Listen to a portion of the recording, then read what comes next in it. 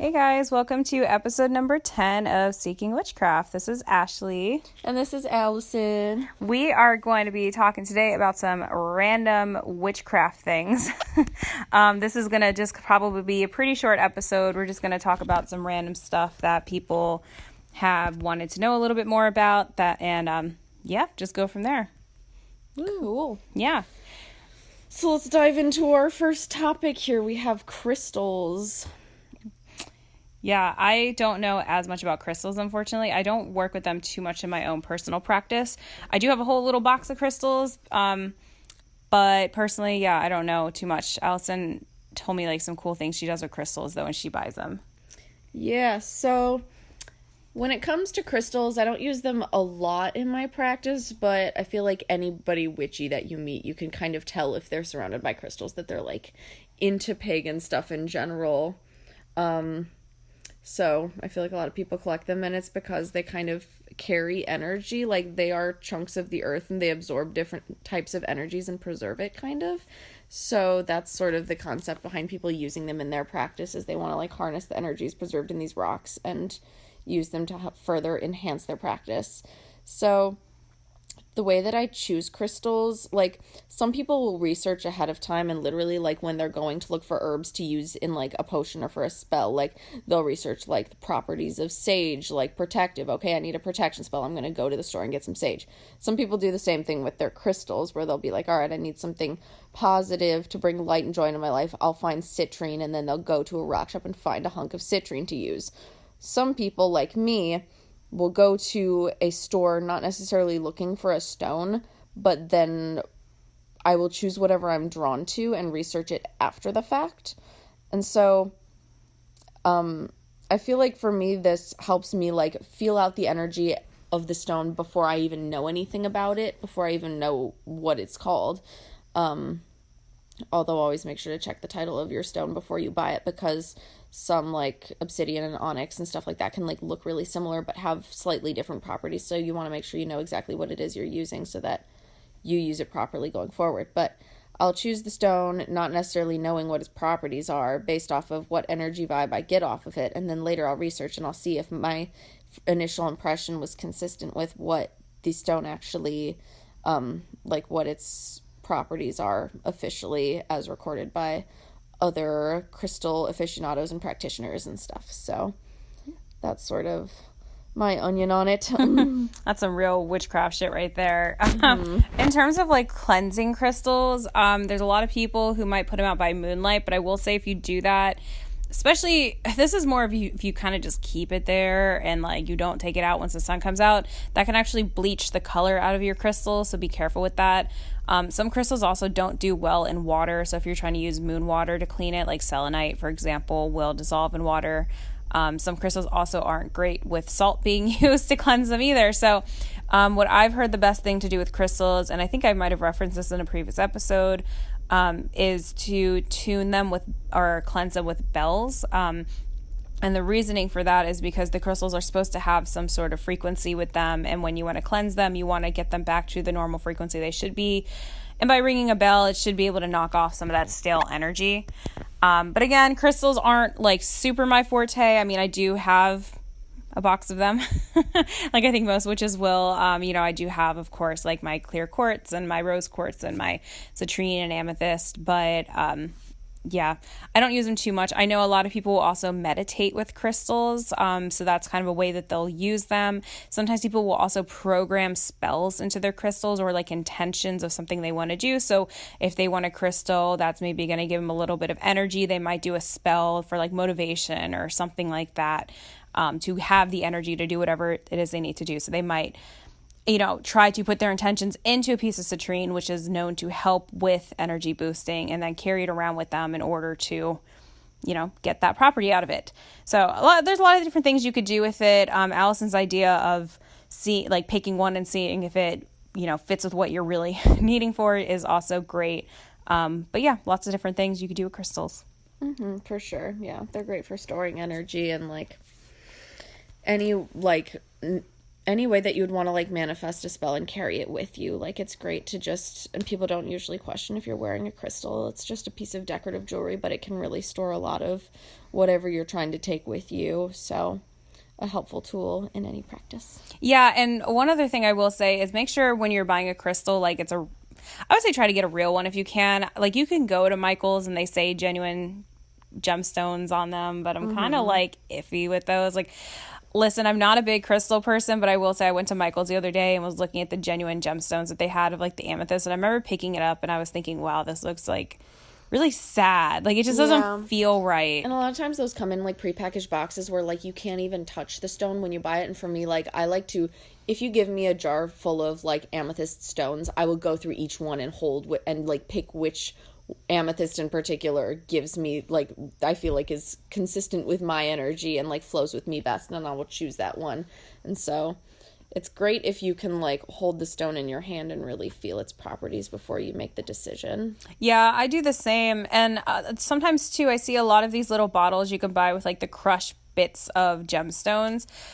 Personally, I think those are cool for like aesthetic reasons, but I don't really see those as practical if you are trying to use crystals, because personally, I like to hold them if I'm using them. And if it's just little bits of a little tiny gemstone and it's in a little tiny bottle, you know, unless I'm going to crush it up or something or put it like in a little mojo bag or like whatever, I don't know. I personally don't really see them being super useful and super practical. If you can just get the actual stone itself, I would recommend that.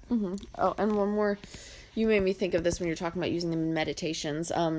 If you do any chakra work, stones can be really great for that, like to correspond with the different chakras. If you want to focus and really meditate on one in particular that's clogged up for you, if you know, are having trouble with like your heart chakra or whatever, for instance, and like you get an emerald or jade or something like that to help you move the energy and focus on that spot in particular, like that can be very helpful in your practice. Yeah, and that could potentially be a segue into a new topic if you want to talk about chakras. Oh, yeah, we can do a little quick nugget on chakras. Yeah, so there's 7 chakras, and really you could like go into a lot of depth and spend an entire day talking about each one. And a great way to get familiar with your chakras as they are in your body, it's like a muscle that you don't even think about most of the time until you really practice breathing into it, and then suddenly you're like, you can't believe you ever weren't aware of your chakras. But yeah, there's 7 of them. So starting at the bottom, this one is associated with the color red. It's the root chakra. There's an official like title for each one and a symbol and stuff, which I don't have memorized, but you can easily find that online. The root chakra has to do with all basic human drive things, so like sex, food, shelter, all those things are heavily rooted in your root chakra. Like Maslow's hierarchy of needs, kind of. Yes, exactly. Like you can't move up on up the line of your chakras until you've got this one solid. And it's located right at the base of your tailbone. So if you're sitting pretzel style, it'll be like the one that's like where your butt meets the floor, like in the back. Like all these kind of run like a string up and down your spine, sort of. So, but also they run like through that plane of your body, if that makes sense. So it's everything that's like on that bottom level, and that's very symbolic of all your bottom level, base level needs and drives. And next up the line is an orange chakra, which is called your sacral chakra, and it is about 2 inches in from your belly button and 2 inches down. And this one you might see come up in different magical meditations. It is seen as like what is basic and animal about yourself, but slightly up a level. So it's still connecting with this old, very earthy part of who you are as a human being, but it's a little bit more mystical and magical than that. So if you're sometimes you'll see in different yoga or pagan practices doing like a tree meditation where you envision your roots spreading into the ground and then your branches spreading up into the sky. And when you harness those energies, you pull them back into your body and you hold them in your sacral chakra, which is the center of the magic in your body. So, Yeah, that's like probably the most abstract of the chakras. I have a hard time describing it, but it's so important. So the more you look into that one, the better. But Definitely. yeah, next up the line is the yellow chakra, which is your solar plexus. And that is like right under your lungs, like where your diaphragm would be. Like right, if you feel for the base of your ribs, that like squishy part, like right under it, sort of between it, that's where your solar plexus is. And it's kind of a transitional chakra. It's like where your base needs transform into your intellectual self. And so sometimes this chakra can get backed up if you're having trouble turning your thoughts into actions and stuff like that. So it's very much like a place of like where the sky meets the ground, where your feet hit the sidewalk, kind of where you turn your thoughts into what it is you plan to do today. Next up is your heart chakra, which is green, and it is very obviously right over your heart. I mean, like, you know, they say your heart's like towards the left side. The heart chakra is really in the middle, following that consistent line of the spine, but it's also along that entire plane. So it's all kind of throughout that area of your heart and lungs. And yeah, like I said, it's green. That's why it can be associated with, like I said before, things like jade and emerald. And the heart chakra is pretty self-explanatory. It has to do with all things emotional in your life. And even though we know now that like most of like your emotions happen in your brain, like we know this now with modern science, but we feel a lot in that chest area. And that could have something to do with it being where our lungs are, where so much like blood flows, where it's a place with a lot of circulation. So when we're feeling something intense, our heart races and we feel the emotion in our chest. So that's how you kind of make sense of that. But yeah, if you're having trouble emotionally or connecting with someone, like relationships and things like that, a lot of times that'll be what stops up your heart chakra. And the way you sort of get your chakras moving again is by doing different breathing meditations with or without crystals, where you're really focusing on that one area of your life. It sounds really like hippy-dippy abstract, like breathe into your chakra. Like, what the fuck do you mean breathe into it? Like, but like it's one of those things where it's like meditation. The first few times you're going to be like, this is bullshit. I don't think it's working. And then once you practice it a few times, you might actually start to feel like, yeah, I do feel my heart opening up a bit more. I feel, you know, that part of my body, it starts to feel like the energy is moving again. Like when I breathe, it feels like I'm actually getting oxygen in, like, as opposed to just like breathing and thinking about that part of your body, as opposed to like actually breathing into it. Yeah, I mean, I've had massages where masseuse has been like at different parts of my body and been like, okay, breathe into this section as I like press down or something like that. And it's the same concept. I mean, you don't even have to get a massage sometimes if you just injure yourself. They might press it down and say, okay, breathe into this and then breathe out. So, you know, I think it's definitely possible to breathe in and out of a chakra point. So yeah, and breathing with any magical craft is such an important thing, because your breath determines the pace of your body, and connecting your body with your mind, with your spirit, is like, that is magic. Yep. And like a good way to start practicing is like put your hand over where that chakra is in your body, put it over your heart, put it over your solar plexus, whatever, and breathe and try to get your hand to move. So yeah, that's just a good place to start, where like if you're really breathing into that part, you will be moving your hand. So we left off at the heart. Moving up next is the throat chakra. This one is blue. Yes, green, blue. Yes.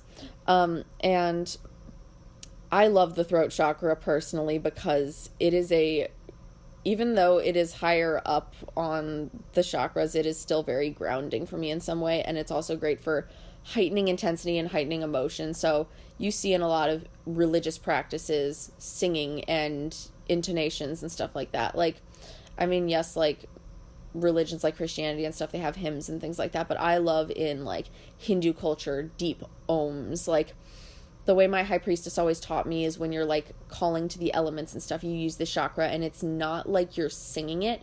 It is like you are trying to vibrate every vocal cord you have to send out that vocal energy. So it's not just like, it's like, oh, like you can feel the power behind it, because that's some what purpose with that. Yeah, that's what the elements will sit up and listen for. They're not gonna like, oh, if you sing to them, like they can ignore you. Like you need to call to them with a power in your voice. So you need to be invoking, like making them come to you. Yes, exactly. Be very commanding with your presence, and using your throat chakra is a great way to do that. And even if you're not putting vocal behind it, breathing is powerful, and especially if you're trying to connect with other elements or other people, like breathing with people helps you get in sync with them, and so you're both on the same page. So if you're doing any kind of magical practice with someone, if you're trying to heal someone, if you're breathing with them, you're connecting with them, and your magic with them is going to be like 10 times more effective, because you're temporarily, it's like you're plugging your phone into your laptop. It's like you are temporarily just joining yourself with them and like sort of mind melting a little bit, energetically speaking. But so then the next chakra up would be your third eye, which is your crown. Got a big reputation. There's some controversy on the colors of these last two ones. Some people will say your third eye is indigo and your crown is violet. Some people will say your third eye is purple and your crown is opalescent white, sort of rainbowy. It honestly doesn't matter that much. It's more to do with like the crystals, where like a lot of the ones associated with your third eye will be like purple ones, and then a lot of the ones associated with your crown will be like opalescent, angel aura, more rainbowy, clear white ones. And we'll get to what the crown chakra symbolizes and why that makes sense next. But with your third eye, this is, so when I first talked about the root chakra, that was like all things basic, physical, human. Now that we've made it all the way up to the third eye, that is all things intellectual, abstract, and unseen. So that's why this one is also used in a lot of magic, because it has to do with what you can see beyond the veil. You've got your two physical eyes that you can see the mundane world with. Your third eye is for the things that are not in this mundane world, but are still here, sort of between the shadows, beyond the veil. It is for seeing energy and interpreting things that aren't necessarily there. So yeah, if you sort of look at really intuitive people, maybe you think of them as having a very keen third eye, but it's the part of your body where like if you really focus on it, it's going to help you see the unseen and pick up on things that other people might not be able to sense, or maybe even like know things before they're going to happen. It's very intuitive. Yeah, so one of the things, so Allison did a workshop on chakras. Yeah, this is why I'm spewing all this garbage about chakras. I studied it.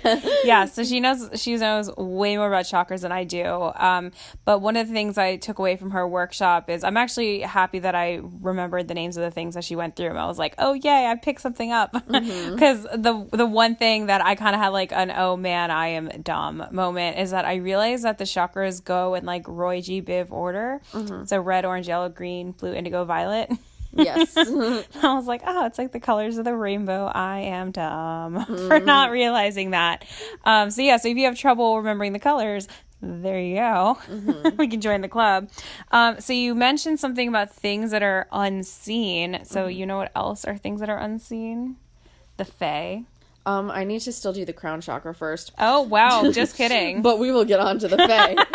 Ignore me. A lot of people forget about the crown chakra. Yeah. It's fine. It is kind of like a backseat chakra, because it's what it represents. And this chakra is actually not even on your body. It's right above your body, right floating above your head, like a ghost. Like a queen ghost. It is like the opalescent, or if you're adding in indigo, you can say it's purple, but in my humble opinion, it's opalescent. That was as it was taught to me. And it has to do with representing your higher self that you are always reaching for, that you're always looking right above your head to try to get up to. It is a part of yourself that isn't your actual self, but it's who you're always striving to become. So yeah. That's kind of cute that it floats above you when that's the meeting. Yeah. So people don't do a lot of work with this chakra because, I mean, and they should do more, but it's like, it's such an abstract thing, like almost more abstract than the sacral chakra. But it's also like everything that you are striving to be, and it's helpful to sort of think of like, who do you want to be? Because the clearer you can picture that, the more solid you can make a plan to get there. So, yeah. True that. Moving on to the Fae. I love this topic. I know little about this topic, but I love it. Yeah, so I don't know. Gosh, these are like a lot of topics I don't know about, which is why I'm like, Allison, please help me. I know very little about the Fae. I have done some work kind of involving the Fae. You were there for that, right? I don't know if I was. Oh, never mind. Okay. Yeah, so I know people like leaving offerings out for them, and there's all this folklore about like going into like don't ever go into a fairy circle or a fae circle, which is like sometimes like a circle of like mushrooms or shit you might see like in a field or something. The fae do have different names. Sometimes people don't call them fairies.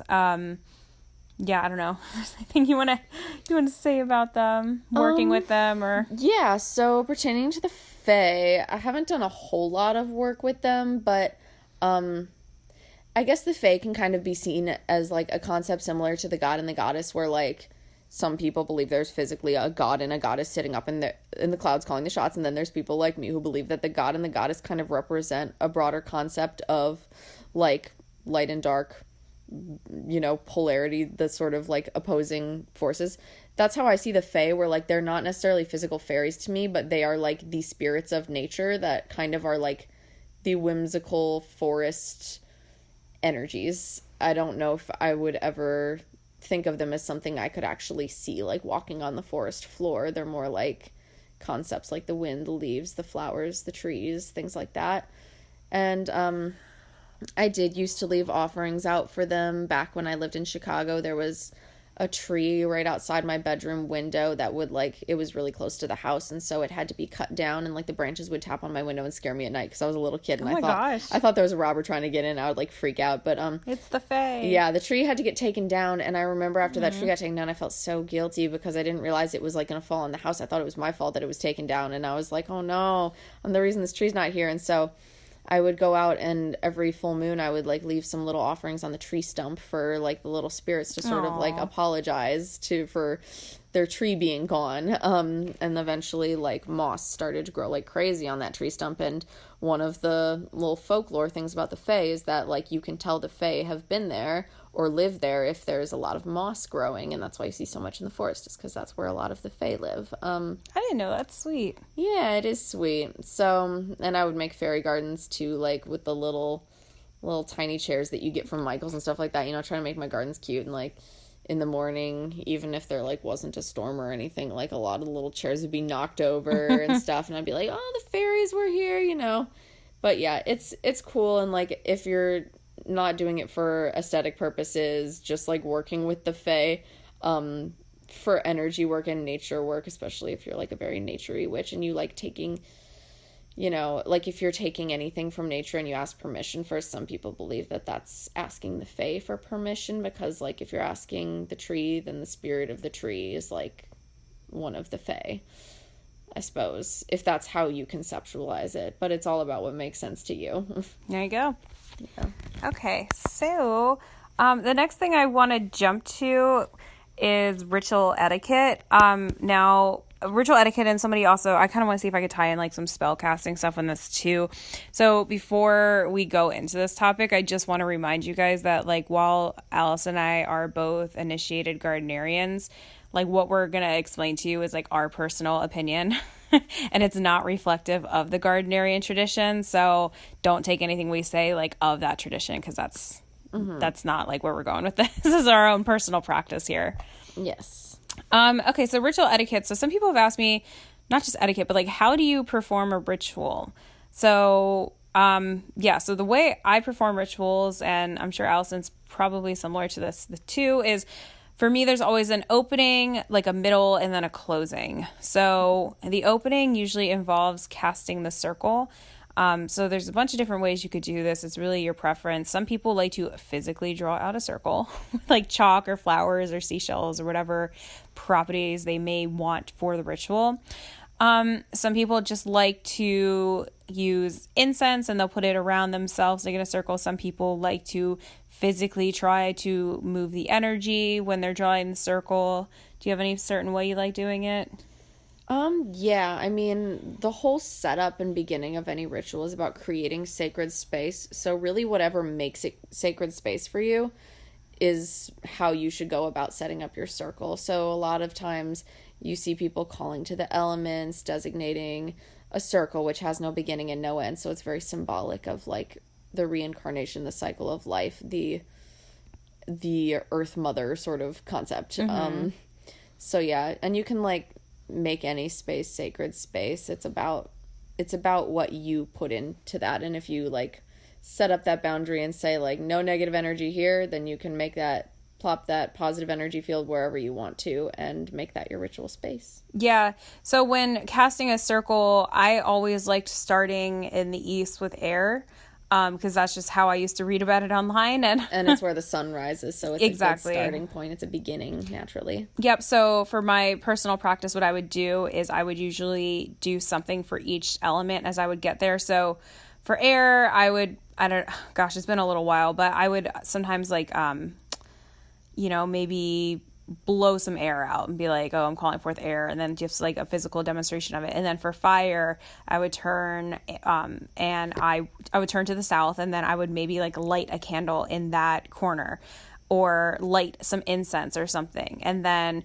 for west, for water, I would always have moon water on hand, and I would actually like offer some up to the gods or the elements, and then I would personally drink some. And then for the north, for east, I would always get down on the ground because I would try to do this outside as much as possible. And I would always kind of just like touch the earth and the grass and kind of like, give it like a silent thanks while I was there.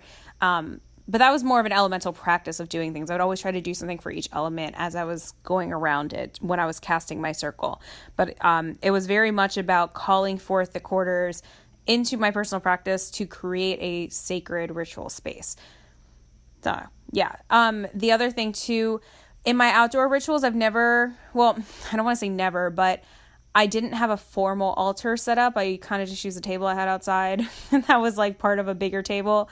I used like a little corner of it, but indoors, I do have my altar in the middle of my circle. I think a lot of people do that, but I guess, I don't know, it's really up to you what you feel comfortable with and what resources you have to do that. What do you think? Yeah, I mean, an altar is not necessary in all practices and stuff. Like, literally, I have heard stories of people just doing a quick sort of mental, like, ritual sitting in the bathtub. Like, you can kind of, or just sitting on the train, wherever. Like, you don't, just as long as all the components are there in some form and your own intention can be enough. A lot of people, it helps them to have the ritual of having, like, a representation of each element, a representation of the god and the goddess, a sacred tool, something like that to help set up and designate that sacred space, because it helps them to have the visual and the physical thing to ground them and make their practice solid. Yeah. But you don't need that. You can very much just have intention or like little representations that you just find around you. Anything can be incorporated. Yep. So moving along, the next part. So after you create your sacred space, however you're able to do that, most people kind of have a middle where they'll maybe do a spell casting or maybe even do a meditation. I want to put this out there because I've had a lot of people ask me. My personal opinion is that I would try to do this, but that I don't think you need to cast a circle every single time you're doing a spell or every single time you're doing a meditation. If you don't really have the time for that, but you feel like you can just kind of mentally project a sacred space around you, I think that's good. Yeah, and that's especially gets easier if you're using the same sacred space over and over again, or if you have an altar at like one place in your house and you're just using that same spot again and again. It kind of naturally just organically becomes a sacred space and you feel like you don't need to really say it anymore. Yep, exactly. And then two other things with being in a circle too. One, always walk DSL, which means clockwise. Mm-hmm. Do not walk counterclockwise. It is rude. It fucks with the flow of energy. Just trust me on it. Don't do it. Yeah. Similarly, I mean, some practices might not follow this, but just like the way that I sort of learned things was don't use your left hand with your tools because that's considered to be with poor intent. Of course, if your left is your dominant hand, that can be a bit more tricky. Yeah, that can be a bit more like you can switch that up if you need to, but usually your right hand, especially if that's your dominant hand, is seen as like the proper hand for positive magic and left-handed magic is more like you have bad intentions. That's when you might walk counterclockwise. That's when you might be up to no good. So don't do it. Now, if you live in like Australia or something, I think like it's backwards there. So because of like the hemispheres. So Oh wow, I didn't know that. yeah, that's a whole other topic for another day. I live in America and I don't really know too much about that, but I have heard that some people do walk Widdershins, and that's also the same reason why some people celebrate Yule in June, because of the different hemispheres. Like they have their Christmas down there when we have our summer, so to speak. Like, well, yeah, they have like the cold winter.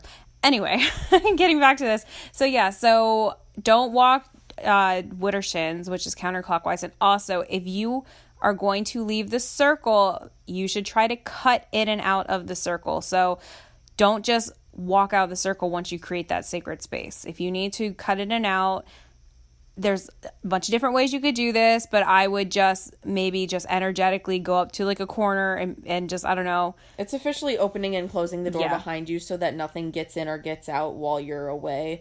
And then when you come back in, you kind of like reopen it and reseal it again so that all the garbage stays out and all the good stays in. Yeah, so if that means you need to like announce to your circle corner or something like, listen, I'm going to come in and out, that's fine. But like, don't step out of that circle once you're in there. If you can, try to just stay in there the whole time. Yeah, the next part, I guess, is just closing. I would recommend if you're opening a circle, always close the circle. You don't want to keep that energy just stagnant sitting there. It's also kind of rude if you're calling forth the quarters and then you kind of just leave them hanging and you don't dismiss them. I would not do that. I would always And it's also good dismiss etiquette to dismiss them in a way where you're like, thank you for coming. Thank you for attending this rite and stuff. Like, make it, thank them. thank them because It's they respectful. are all powerful spirit beings and stuff, and they are showing up to help you in your practice. So it's polite to say thank you. Yeah. If you're feeling ridiculous the first couple times you cast a circle, that's probably normal. Yeah, definitely. There's like, practicing it a few times, seeing what comes most naturally to you. Yeah. I guess the last thing on etiquette I would say that I would want to kind of interject is if you do use tools in your practice and you're like sharing them with people or showing them to other people, don't ever take a tool out of someone's hand. At least this is the way I was taught. So, I mean, take it with a grain of salt. But the way I was taught, if you ask to see somebody's tool, then they should hold it in their hand, in their right hand, flip it upside down and physically put it in your hand. Don't ever take it out of their hand, because that's sort of, it is showing sort of the, like the respect and consent that is needed to have respectful practice with others. Yep. One other thing I want to mention too, because I think we might be a little over time. Oh gosh, we are. Here we are thinking we would, have a short episode, but we actually had so much to talk about. Yeah, and we didn't even cover everything, but that's okay. I've mentioned something before in one of my episodes about consecration, and if you're wondering when you should do this, I would always recommend to consecrate in a circle. So actually cast a circle, and maybe instead of doing a spell per se, do that as like your middle part, like your work that you're doing.